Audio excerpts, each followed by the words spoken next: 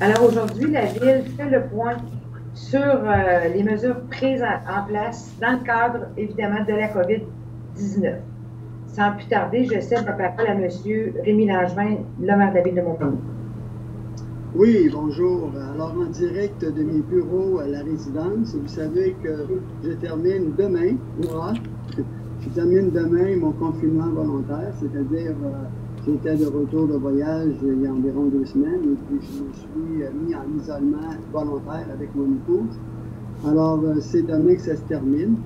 Et puis, je voudrais souligner tous les gens qui ont fait comme moi, là, qui sont revenus soit de l'extérieur du pays, qui se sont mis en isolement volontaire. Alors, je veux les remercier. Je veux remercier aussi la population avant de débuter la conférence comme telle. Je remercie la population qui respecte les consignes qui sont mises en œuvre par nos gouvernements supérieurs. De respecter les consignes de distanciation, c'est important. On voit que ça évolue de jour en jour. L'état de situation ne s'améliore pas pour le moment. On veut mettre en place toutes les mesures pour aplanir cette courbe. Alors, c'est en respectant les consignes et puis en planant sérieusement là, les moyens pour éviter la propagation que nous allons passer à travers. Je veux remercier également les bénévoles. Les bénévoles qui, quasiment au risque de leur vie aujourd'hui, on peut dire, donnent de leur temps pour soutenir les personnes qui sont confinées. C'est très apprécié, mais en même temps, bien, il faut aussi qu'eux se protègent. Alors, je veux les remercier, mais je veux aussi leur dire de bien prendre soin d'eux. Je voyais récemment que le gouvernement a mis en place un site qui s'appelle jebénévole.ca. Alors, je regardais ça tout à l'heure avant d'entrer en conférence, et puis il y a un site qui permet aux organismes d'aller s'inscrire, et aux individus qui veulent donner du bénévolat, bien s'y inscrire également. C'est par région, c'est simple à consulter, c'est des fois simple pour s'y inscrire. Alors, ce serait un beau geste pour les organismes d'aller consulter ce site pour que les gens qui désirent apporter du bénévolat auprès des personnes ayant des besoins particuliers puissent le faire. Maintenant, aussi, je veux souligner le travail de la SDE qui a mis une page qui s'appelle solidaritémontmagny.com en collaboration avec la Chambre de commerce, la MRC, le Centre d'aide aux entreprises et les commerçants, bien entendu, pour faire en sorte qu'il y ait une page à jour des services qui sont disponibles à la population, pour être capable d'abord, de s'afficher et puis d'être présents encore dans le milieu et aussi d'encourager les gens. Et j'entendais les médias le dire régulièrement, acheter local aujourd'hui, c'est de plus en plus important pour nos entreprises et aussi c'est de plus en plus important pour s'assurer d'une relance économique. Vous savez, face à cette période difficile à laquelle toute la planète est confrontée, oui, je veux remercier l'appareil municipal, les employés, bien entendu, qui travaillent d'arrache-pied de jour en jour pour s'assurer que toutes les mesures soient bien mises en œuvre, bien respectées et faire en sorte qu'il faut demeurer actif le plus possible si on veut maintenir nos services essentiels. Vous savez, on a encore beaucoup de responsabilités à maintenir pour assurer la sécurité des citoyens. Services incendies y compris, les mesures d'urgence. Alors, merci à tout ce beau monde-là.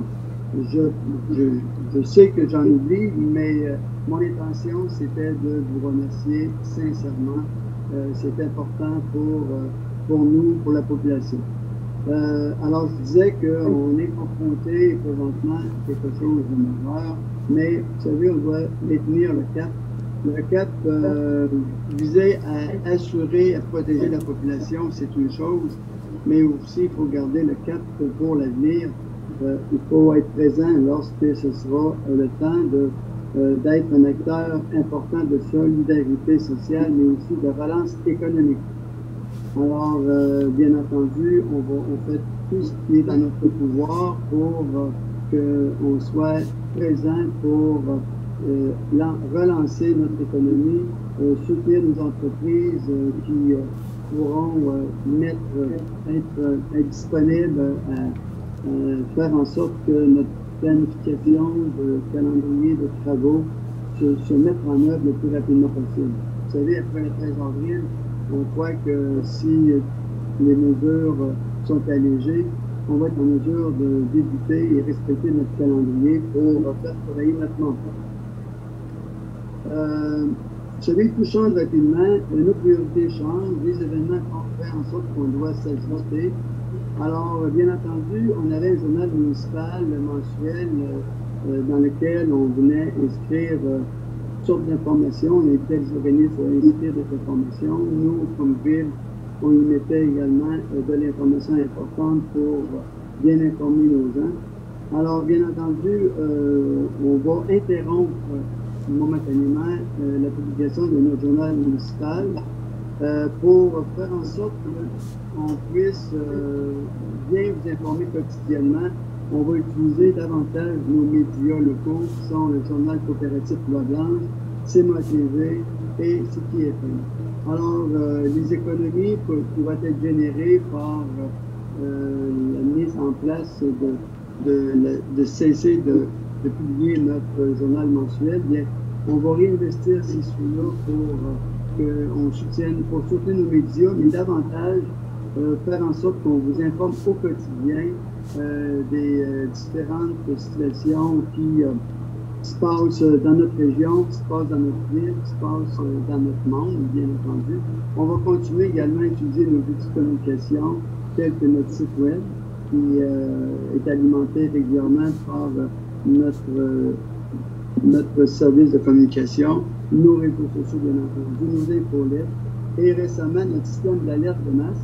J'ai eu cette semaine l'occasion de voir sur une efficacité en y recevant une alerte concernant la cueillette des ordures, on peut dire des matières recyclables. Alors, j'ai vu que ça nous permettait d'avoir de l'information sur les situations qui prévaut présentement. Donc, j'invite la population à ne pas oublier d'aller s'inscrire sur notre site web qui affiche très bien l'endroit où on peut s'inscrire au niveau du système d'alerte de masse. Je sais que M. Pierre Boucher va tout à l'heure aussi faire quelques rappels.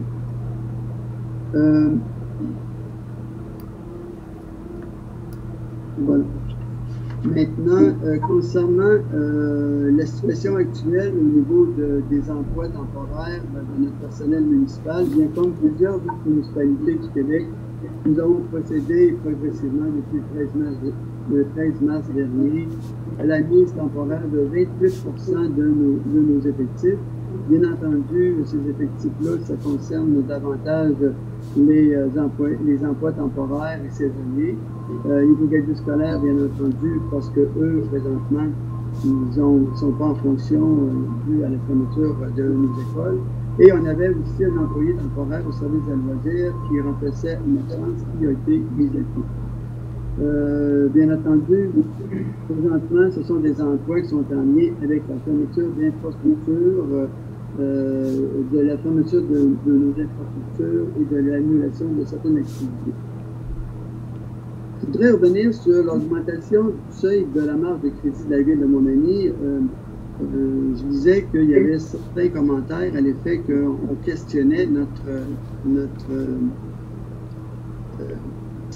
notre résolution. Vous savez, le 23 mars dernier, le Conseil municipal a adopté à l'unanimité une augmentation du seuil de la marge de crédit de la ville de Montmagny auprès de son institution financière à 5 millions. C'est important de rappeler et aussi c'est important de savoir que les lois provinciales ne permettent pas aux municipalités de boucler le budget annuel déficitaire, contrairement à nos gouvernements qui, on va le voir, là, de jour en jour, les déficits qui vont nous annoncer bientôt. Et aussi, je tiens à mentionner que cette marge de manœuvre est strictement utilisée en cas de fonds de secours, notamment en raison du répit du congé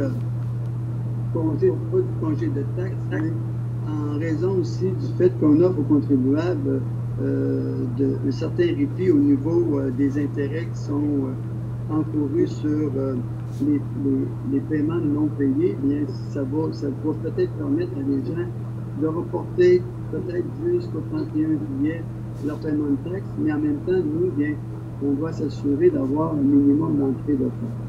Je dois vous rassurer également qu'on avait dans le passé une marge de crédit de 1 million et le solde a été maintenu à zéro. Il est toujours maintenu à zéro aujourd'hui. Donc, on n'utilise pas la marge de crédit comme étant un outil pour dépenser, mais plus un fonds de secours et on va y avoir recours en dernier recours. Alors, sans faire de répétition de mots, c'est pas une carte de crédit qu'on se donne, qu'on va utiliser à mauvais escient, mais bien pour soutenir nos engagements et nos obligations auprès de nos fournisseurs de travaux ou fournisseurs de matériaux. Concernant nos installations récréatives extérieures, bien, vous savez, on a maintenu le parc Saint-Nicolas ouvert pour que les gens puissent profiter du beau temps tout en respectant, bien entendu, les mesures. Mais je voudrais rappeler qu'avec la fonte des neiges, nos installations, notre mobilier urbain et nos mesures de jeu vont de plus en plus être apparents. Alors, on a pris des mesures pour, comme on ne peut pas entretenir ces mesures-là de façon aseptisée et puis comme on ne veut pas non plus que nos enfants l'utilisent et puis qu'ils transmettent ou attrapent le virus, le COVID-19, bien on a mis en place des mesures pour informer la population de ne pas les utiliser pour éviter la propagation et aussi pour leur sécurité. Alors, dans ce sens-là, bien, j'invite la population à respecter ces consignes-là pour éviter justement qu'on propage le virus. Maintenant, concernant la surveillance de la situation, bien, je veux rassurer les citoyens que à tous les jours, notre équipe de mesures d'urgence se réunit, analyse les mesures qui sont mises en place, revoit les pratiques courantes au niveau des employés municipaux, au niveau des procédures à l'hôtel de ville. Et puis, ils sont à pied d'œuvre tous les jours pour mettre en place les actions au fur et à mesure qui sont évoluées. Et soyez assurés que dans ce sens-là, on informera la population de façon régulière pour faire en sorte qu'on soit en mesure d'être bien informé et de prendre les dispositions qui sont importantes à mettre en place et aussi à respecter. Le conseil municipal, vous savez, de plus en plus, on s'améliore au niveau de nos installations informatiques. Présentement, moi, je me sens beaucoup plus à l'aise aujourd'hui que je l'étais la semaine dernière parce que on manipule mieux nos différentes applications. On est plus en mesure maintenant de l'utiliser de façon efficace. Alors, notre conseil municipal est régulièrement en communication. On est régulièrement en communication avec tous les moyens qu'on a. Alors, il n'y a pas d'information, il n'y a pas de décisions qui se prennent sans que nos membres, sans que les membres du conseil soient informés. Et puis, bien entendu, bien, on discute régulièrement des décisions qu'on prend. Et puis, le cas échéant, bien, il y aura des mesures, des résolutions qui se prendront si on doit le faire. Alors, pour terminer, bien, j'invite les citoyens à bien s'informer quotidiennement en suivant les médias locaux, en allant sur notre site web de la ville, et puis au mieux, bien aussi en téléphonant à la ligne 1-877-644-4545. Alors, c'est une ligne d'information téléphonique du gouvernement du Québec. De cette façon-là, bien, c'est sûr que ça peut être parfois difficile d'avoir la ligne, mais soyez assurés que si vous persistez, bien, vous aurez sûrement quelqu'un qui va répondre à vos lignes et répondre également à vos. Alors, ça fait pas mal de tour de l'information que je voulais rappeler et vous communiquer. Et je remercie les médias, bien entendu, d'être présents. C'est qui, le journal Loi Blanche et puis CMA TV, d'être présents pour être en mesure de bien diffuser l'information que nous souhaitons que les citoyens de Montmagny reçoivent dans les plus brefs délais. Alors, pour moi, ce serait terminé. J'inviterai Mme Isabelle Normand, à donner la suite à cette conférence, s'il vous plaît. Oui, parfait. Merci beaucoup, M. le maire. J'invite maintenant M. Pierre Boucher, qui est directeur du service incendie et directeur de la sécurité civile, prendre la parole. Alors, bonjour tout le monde. Je veux répondre, oui. C'est quelqu'un qui a une question, ça va? OK, il y a un retour de son. Je vais prendre les premiers instants là, pour peut-être rappeler c'est quoi l'objectif qu'on cherche avec l'ensemble des mesures qui sont imposées présentement, que ce soit municipal, provincial, fédéral. Rappelez-vous qu'il n'y a qu'un seul, et c'est de mettre un frein à la pandémie actuelle pour être en mesure de faire face. Je pense qu'au pays, dans la province, dans notre municipalité, dans les municipalités environnantes, on réussit bien. C'est certain que ça va demander de la patience, mais je veux juste que les gens se reconcentrent sur cet élément-là. C'est vraiment important. Il ne faut pas sous-estimer cette affaire-là. C'est pas palpable, on ne le voit pas. Mais je veux comprendre un moment pour y réfléchir comment c'est important. D'accord? Donc, pour réussir à faire face à un élément comme celui-là, il n'y a qu'une seule façon, c'est de faire front commun. OK? C'est pas le temps là, de se comparer. Puis de dire, eux ont fait ça, eux ont eu ça, pourquoi eux autres font ça de même? C'est pas ça. Il faut plutôt réfléchir à nous, ce qu'on peut faire pour que ça fonctionne bien, pour faire avancer les choses. C'est pas drôle, c'est pas le fun, là. Il faut se divertir. Arrêtez pas de vous divertir, mais faites-le dans l'ordre où est-ce qu'il faut respecter la distanciation. Sortez sur la rue, j'ai pas vu, ça fait longtemps que j'ai pas vu autant de gens sur les rues, sur le Saint-Jean-Baptiste, ou même la rue des entrepreneurs située à Caserne. Je vois constamment des gens qui circulent, qui courent, qui marchent, puis ils font bien ça, là, ils se gardent distancés, ils marchent chacun un côté de la rue. Super, continuez de le faire, mais faites attention à la distanciation, c'est l'élément clé dans notre élément. Les regroupements, c'est à proscrire. Dites-vous-le, rappelez-vous-le, c'est pas grave, on peut dire tout, mais il faut dire bien. Il va y avoir des gens qui vont être dans le besoin, probablement, qui sont peut-être déjà. Les gens qui sont dans le besoin, on vous invite à contacter votre entourage. S'il n'y a pas d'entourage qui peut vous aider ou vous n'avez pas d'entourage, ben appelez vos voisins. Appelez le deuxième voisin, appelez sur l'autre rue ou appelez-nous. C'est bien important. Et les gens qui ne sont pas dans le besoin, ben vous, là, je vous demande vraiment d'être attentifs à ce qu'il y a autour de vous, à ces gens-là qui pourraient être dans le besoin. On connaît tout notre environnement, notre famille, notre rue. Puis, à votre façon, sans, bien entendu, être à proximité, regardez ce que vous pouvez faire. De notre côté, à la Ville, soyez assurés que, pour moi, en tant que gestionnaire de mesures d'urgence, bien tour de son, hein? Je ne sais pas si les gens l'entendent en ligne, là, mais pour nous, c'est vraiment drôle, là, toute la salle. J'ai l'impression, parfois, que j'ai lâché un petit roux, mais bon. On se divertit en gang, ça fait du bien. Donc, je disais que de notre côté, à la Ville, on met tous les efforts nécessaires pour assurer ce qui est essentiel, les services essentiels. On est en contact aussi avec nos amis, la SQ, l'ambulance, la santé. Puis on s'assure que tout va être là pour que ça fonctionne.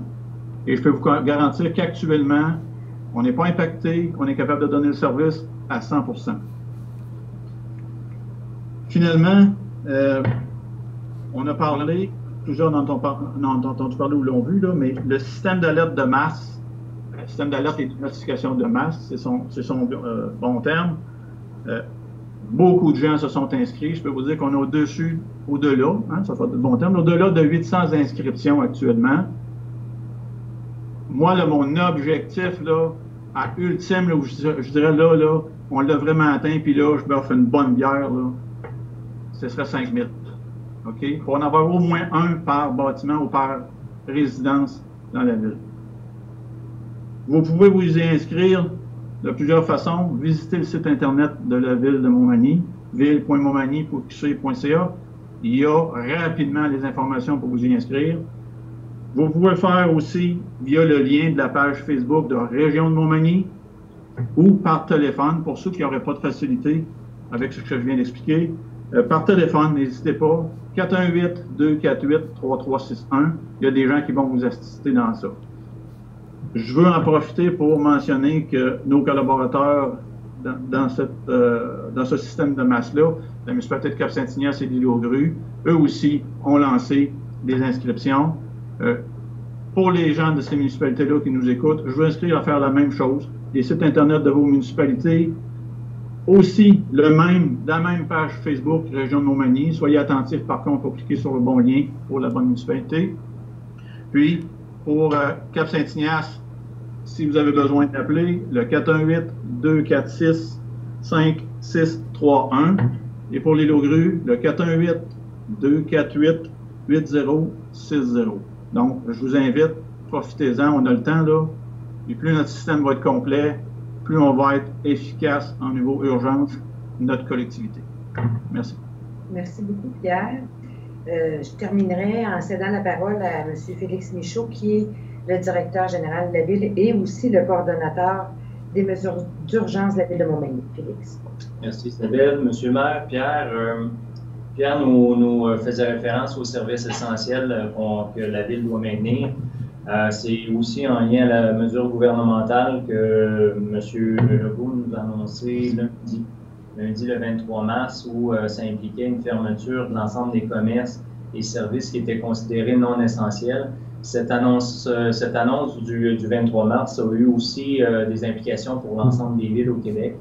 Les villes ont dû faire un exercice complet des activités et services qu'elles devaient considérer comme essentiels et maintenir pour la population, mais aussi pour la saine administration de notre organisation qui se veut un palier de gouvernement, mais le gouvernement de proximité par rapport aux citoyens, ça demeure le palier de décision le plus près du citoyen. Donc, les activités et services qui ont été considérés essentiels, auxquels réfère aussi l'arrêté ministériel, principalement pour les besoins de la population et leur connaissance, on l'entend par les activités du service incendie et de la sécurité civile. Donc, nécessairement, il y a un maintien de l'ensemble de ces activités-là par le service de M. Boucher, tant incendie que sécurité civile, parce que nécessairement, on entre dans la période de surveillance des rivières.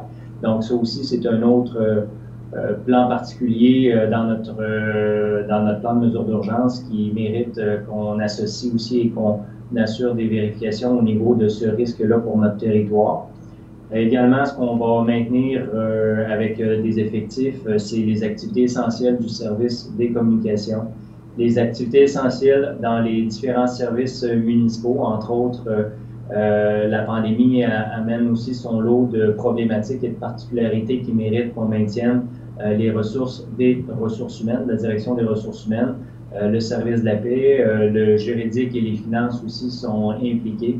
Donc, la pandémie s'ajoute au volume que la Ville doit maintenir dans ses différents services municipaux pour maintenir les services à la population.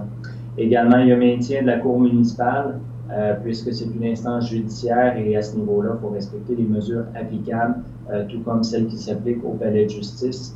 Il y a également le maintien des infrastructures publiques essentielles et s'assurer de leur chaîne d'approvisionnement, comme l'usine de traitement des eaux et les stations de pompage. On doit assurer aussi le maintien des services sanitaires, notamment la collecte des matières résiduelles et le maintien du réseau routier. On est aussi en pleine saison des nids de poules, donc le colmatage des nids de poules doit être maintenu et assuré pour éviter que notre réseau routier se dégrade et qu'il nous coûte plus cher par la suite de l'entretenir. Et aussi, on est toujours en mars, il faut s'attendre à des précipitations de neige et donc il faudra maintenir toutes les opérations de déneigement avec les effectifs que ça importe. Et finalement, d'autres ressources actives à maintenir le plus possible la planification de l'année en cours au niveau des chantiers prévus cet été dans les rues pour que la Ville puisse être un acteur de la relance économique dans l'après-pandémie. pour nous, c'est un élément important où on a des ressources qui sont affectées à la continuité du calendrier au niveau de la planification des chantiers pour s'assurer que dès que les mesures vont être levées graduellement par le gouvernement, on va pouvoir s'activer à œuvrer dans ces chantiers-là qui étaient prévus pour l'année en cours. Et lorsqu'on s'active, nous, au niveau de la fonction publique québécoise, même que le gouvernement de François Legault le mentionnait, les chantiers de construction dans le secteur public peuvent grandement aider à la relance économique et à l'échelle locale, c'est ce qu'on souhaite faire pour notre population parce que lorsqu'on s'active dans nos chantiers, on fait affaire avec plusieurs sous-traitants locaux. Donc, on veut faire travailler les entrepreneurs locaux qui sont au niveau de la machinerie lourde, des matériaux de remblai et granulaires pour nous aider dans nos chantiers. On fait travailler beaucoup de gens autour de nos chantiers. Donc, pour nous, c'est un souci de ne pas mettre en péril ce calendrier-là de chantier. Par ailleurs, pour assurer le maintien des services essentiels, on doit entreprendre des mesures sécuritaires pour nos employés. Et ça a été déployé. On a ainsi limité les risques de propagation du virus par différentes mesures d'hygiène, comme toute organisation soucieuse de la sécurité de ses employés, par la distanciation et de la désinfection, mais aussi par une réorganisation complète des horaires de travail. L'horaire de travail qui sera le plus apparent pour la population, ce sont la création de 2 quarts de travail régulier pour nos employés col bleu, donc les employés qu'on voit directement sur le terrain, qui vont s'affairer par exemple au colmatage de nids de poules et d'autres travaux sur le terrain. Et ce corps d'emploi-là, les cols bleus, ont accepté de diviser en 2 grandes équipes l'organisation du travail. Et on se retrouve avec une équipe de jour et une équipe de soir qui ne se croisera pas, question d'éviter que si il y a infection ou contagion dans une équipe de travail, qu'on puisse pouvoir compter sur l'autre équipe de travail. Donc, les quarts de travail vont être séparés de 30 minutes et on va voir les équipes travailler de 6 heures le matin jusqu'à minuit le soir. Et la population qui verra les cols bleus s'activer de soir jusqu'à minuit, sachez que les employés et les représentants syndicaux ont montré une très belle collaboration, une très belle compréhension dans le contexte de la pandémie. Et c'est sur le temps régulier que ces employés-là vont s'activer pour assurer les services essentiels à la population. Donc, pas de temps supplémentaire, pas de prime de soir, c'est vraiment, pensez pas que les gens vont travailler de soir en temps supplémentaire, ce ne sera pas le cas. Donc, ici, c'est une belle démonstration qu'on a assouplie avec tous nos collaborateurs par tous les moyens pour maintenir les services essentiels. Donc, pour l'instant, on a tous les effectifs pour s'assurer de ne rien mettre en péril et surtout pas de mettre en péril la sécurité de notre public. Donc, c'est des éléments d'administration que je pouvais amener comme précision aujourd'hui. Merci, Félix. Alors, on a avec nous les journalistes qui sont par Skype également. Donc, Madame, Messieurs les journalistes, si vous avez des questions, à vous la parole. Oui, José Soucy de CMA TV. Monsieur le maire, est-ce que vous vous attendez qu'il y ait des fermetures de commerces et d'entreprises à Montmagny compte tenu de la situation par la suite, c'est-à-dire qu'ils ne rouvriront pas? Bien, écoutez, on travaille fort pour qu'il y ait beaucoup d'achats locaux qui se fassent. Comme je disais tout à l'heure, la SDE a ouvert un site, travaille présentement avec les entreprises pour s'assurer que les entreprises qui peuvent opérer présentement puissent s'afficher et inviter la population à acheter local. Ils se donnent des moyens pour justement survivre à cette crise-là. C'est bien entendu qu'il va y avoir sûrement là, des ajustements qui vont devoir se faire, mais souhaitons-nous qu'on soit capable de travailler ensemble et puis de réunir toutes nos forces et en même temps notre ingéniosité pour faire en sorte que les entreprises puissent passer à travers et puis qu'on développe davantage cette solidarité économique et finir par progresser de nouveau après pandémie. Merci. Moi, j'aurais une question, Marie-Ève du Journal Loi Blanche. Concernant les matières résiduelles, on a appris que la société VIA a fermé ses portes temporairement. Et ça occasionne que la collecte du recyclage a cessé. Qu'est-ce qu'on fait avec nos boîtes de carton? Vous avez demandé de les entreposer, mais pour les gens qui sont en loyer ou qui n'auraient pas d'espace pour les entreposer, qu'est-ce qu'on fait avec ça? Bien entendu, à l'impossible, nous l'est tenu. On ne souhaite pas que les gens fassent en sorte qu'on enfouisse des matières recyclables. Et ce serait le dernier geste à poser. Alors, c'est sûr qu'à l'impossible, nul n'est tenu. Si les gens ne peuvent pas trouver des moyens temporaires, et temporaires, je dis bien qu'on ne connaît pas le temps qui va être nécessaire à maintenir cette mesure-là, bien, essayons d'éviter d'orienter nos matières recyclables au site d'enfouissement, mais je ne sais pas si M. le directeur général a eu l'occasion de discuter avec Mme Nancy Labrec de la MRC sur d'autres solutions. Oui, Monsieur le maire, notre officier en charge du contrat, c'est notre directeur des travaux publics. On avait un entretien avec lui aujourd'hui. Et la problématique n'est pas locale, mais ceux qui ont suivi l'actualité au niveau provincial et pour la grande région de Québec, c'est le lieu de traitement de ces matières-là qui pose problème. C'est le site de VIA à Lévis qui n'est pas en mesure de recevoir le volume des matières résiduelles recyclables des municipalités que l'organisme dessert. Et la problématique, on tente de trouver une solution à la problématique. D'ici, en fait, le 14 avril, on espère que la problématique puisse se régler. Et d'ici le 14 avril, donc pour les deux prochaines semaines, la solution proposée, c'est effectivement que chaque résident puisse tenter de conserver les matières recyclables plutôt que d'en venir trop rapidement à la solution d'utiliser le bac vert. Parce que pour la ville, ce serait plutôt difficile de conserver de son côté et d'amonceler en un site toutes les matières recyclables parce qu'il suffirait d'un seul sac de déchets ou de matière qui contamine le recyclable pour perdre tout le matériel recyclable. Et VIA ne veut surtout pas, au moment de réouvrir ses opérations, devoir être en mode rattrapage. Ils n'auront pas la capacité. Donc, sur quoi on va vraiment s'activer, c'est sur les gros consommateurs de volume de matières recyclables. Et dès lundi prochain, tous les commerces, parce que ça vise les commerces, les gros consommateurs, chacun sera contacté individuellement pour connaître leurs besoins d'une collecte particulière d'ici le 14 avril. Donc, on va tâcher d'informer la population sur un plan B qui pourrait être déployé d'ici le 14 avril et à compter du 14 avril, quelle pourrait être la solution qu'on pourrait espérer voir être définitive. Parfait, merci. Est-ce qu'il y a d'autres questions? C'est bon pour moi, merci. Éric? Merci beaucoup. OK, parfait. Bien, parfait. Merci beaucoup tout le monde. Merci d'avoir été avec nous en point de presse par Skype. C'était une première, autant pour les médias qui sont avec nous que pour la ville. Donc, pour un moment, tous nos points de presse seront tenus de cette façon-là pour être en mesure de maintenir la fameuse distanciation sociale telle que déclarée tantôt par M. Boucher et évidemment par le gouvernement du Québec. Donc, merci beaucoup et bonne fin d'après-midi tout le monde. Merci.